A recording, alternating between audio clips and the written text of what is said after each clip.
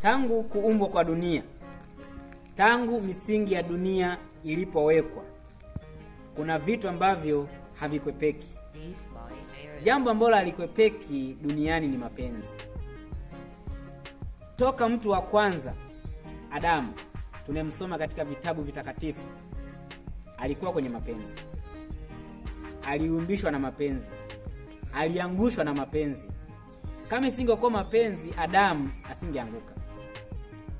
Lakini pia tunapoenda mbele, tunaposoma na zaidi, kuna watu mashuhuri tunawaona, kina Samsoni, watu ambao waliwika, nao pia waliangushwa na mapenzi.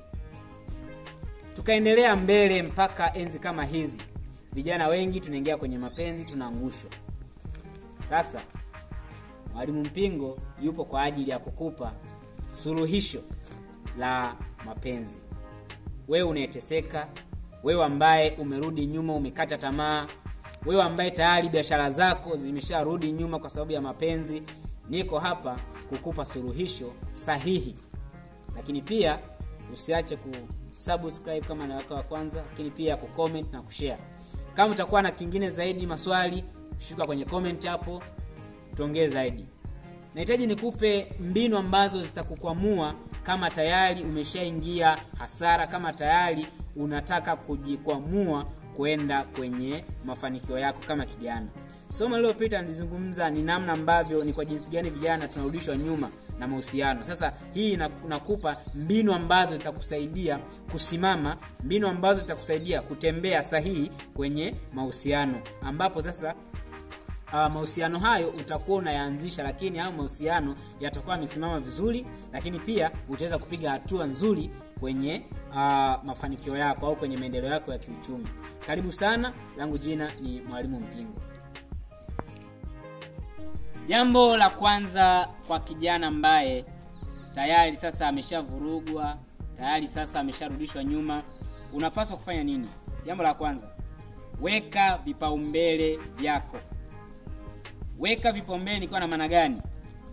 Unahitaji kufika hatua, unahitaji kufika sehemu, lazima ujue hii fedha ninayokuwa nayo nikishaipata, au hii fedha nikishaipata, cha kwanza nifanyie nini? Cha pili nifanyie nini? Cha tatu nifanyie nini?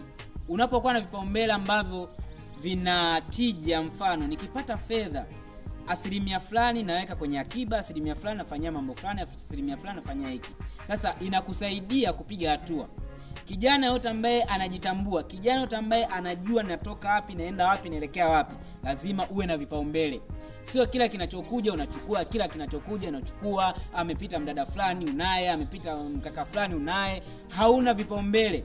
Hauna kwamba ninamaliza hapa, nasogea hapa, natoka hapa, nasogea hapa. Kwa kama kijana, ili uepukane na hili janga, lazima uweze kuweka vipaumbele. Ninapopata hii fedha inafanyia hiki, na kama inafanyia hiki lazima ifanyie hiki. Hilo ni jambo la kwanza. Jambo la pili ni kwamba tafuta mwenza ambaye ana maono au ana uoni kama wa kwako. Yaani ana vile vitu ambavyo unavifanya, anakusupport katika ambacho unakifanya. Usitafute mtu ambaye anapinga kila ambacho unakifanya. Usitafute mtu ambaye anakurudisha nyuma kwenye maendeleo yako, kwa sababu hautapiga hatua. Utajaribu kufanya hivi, yeye atafanya hivi. Utajaribu kusogea hapa, yeye anakurudisha hapa. Kwa hiyo kama kijana, cha kwanza kabisa uwe na vipaumbele, lakini cha pili uwe na mtu ambaye, utafute mtu ambaye anakusupport, ana ndoto kama za kwako. Ukifanya hivyo lazima utatoboa. Jambo la tatu ni kwamba unapaswa kudhibiti hisia na muda. Unapaswa kudhibiti hisia na muda. Hisia ndio inayozalisha mapenzi. Hisia ndio inakufanya umpende mtu. Hisia ndio inakufanya usimame sehemu fulani kwenye masuala ya mahusiano. Kwa hiyo unapaswa udhibiti hisia.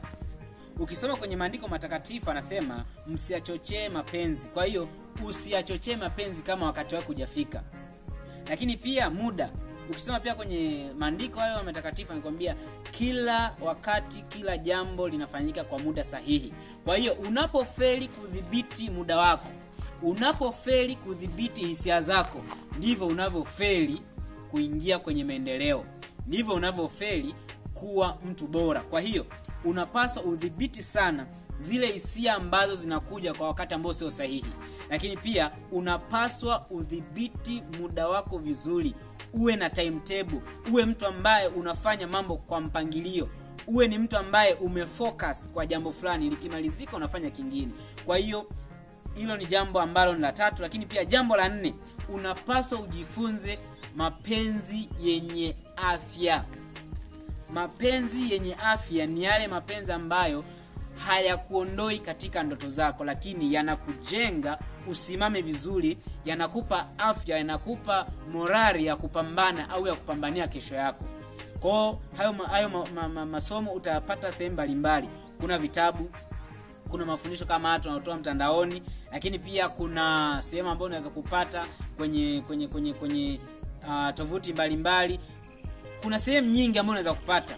Kwa hiyo jitahidi sana ujue ni namna gani unaweza kuishi kwenye mahusiano yenye afya, lakini pia ni namna gani unaweza kupata mahusiano yenye afya. Unapofanikisha hili, lazima utafanikiwa, lazima utapiga hatua, lazima kama kijana utasonga mbele. Jambo la 5, wekeza kwenye maendeleo yako. Jitahidi kuwekeza kwenye maendeleo.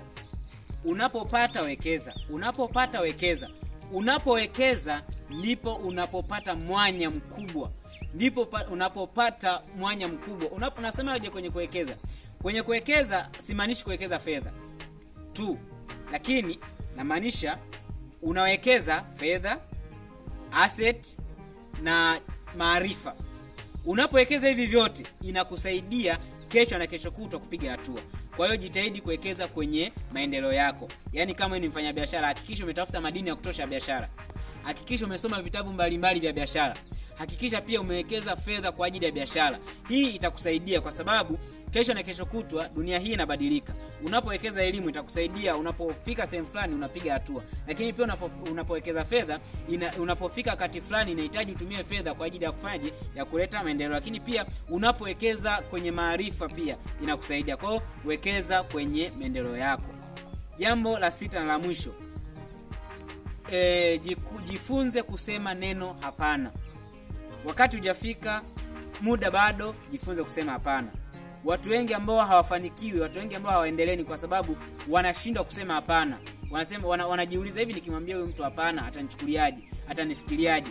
Kama kijana ambaye unatakiwa kufika kwenye maendeleo, jifunze kutumia neno hapana. Jifunze kuambia hapana. Huu sio muda wangu sahihi. Huu sio muda wa kuingia kwenye mahusiano. Bado sijapata nguvu ya kufika kwenye mahusiano. Kwa hiyo jifunze kusema hapana. Mimba nyingi zinakuja kwa nini? Kwa sababu mabinti wanashindwa kusema hapana, vijana wanashindwa kusema hapana. Sasa inapaswa usimame, inapaswa uamke, inapaswa uwe na neno hapana kwenye maisha yako ili uweze kusonga mbele. Inapaswa muda wako utumie vizuri. Uwe na hapana kwenye muda. Muda huu twende tukafanye kitu fulani, hapana. Muda huu na stiki kwenye kusoma vitu vyangu vya biashara. Muda huu na stiki kufanya mambo yangu ya maendeleo. Sasa unaposhindwa kusema hapana, unashindwa kufanyaje? Unashindwa kuendelea. Kwa hiyo jifunze kusema hapana. Na ukaribisha sana kwenye channel yangu Mwalimu Mpingo. Asante sana. Usisahau kuacha comment hapo chini, lakini pia kusubscribe na kushare na kulike. Asante sana. Langu jina Mwalimu Mpingo.